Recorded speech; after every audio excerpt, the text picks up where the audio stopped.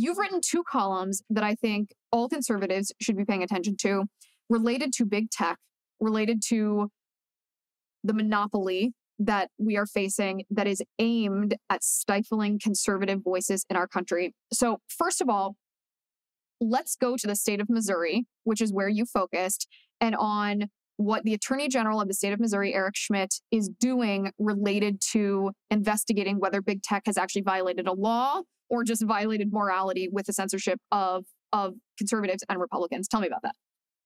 Yeah. So Eric Schmidt's a very good attorney general. He's one of the best attorneys general out there from my perspective. So he and Jeff Landry, his counterpart in Louisiana, back in May, filed this two-state lawsuit basically seeking to expose the extent of collusion between the Biden administration and the big tech oligarchs. And what Eric Schmidt did was, within the past couple of weeks, he released this pretty must-see Twitter thread where he goes in detail. He releases these emails that they have discovered as a result of this litigation through subpoena, through the discovery process. They have the names redacted, obviously.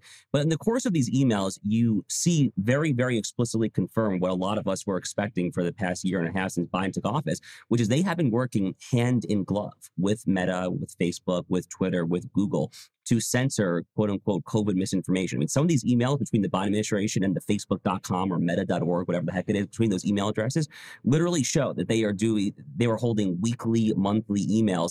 And they were naming names. I mean, sometimes they were literally naming names as to who was spreading, quote unquote, misinformation.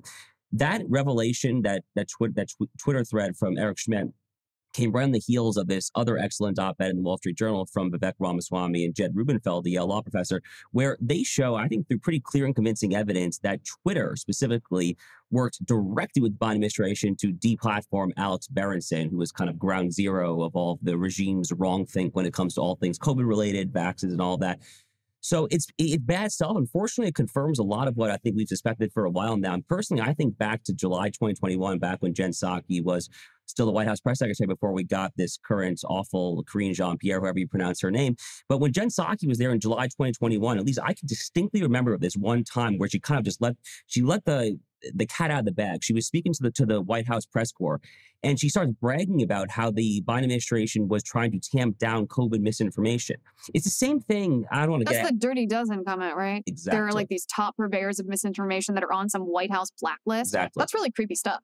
It's totally creepy.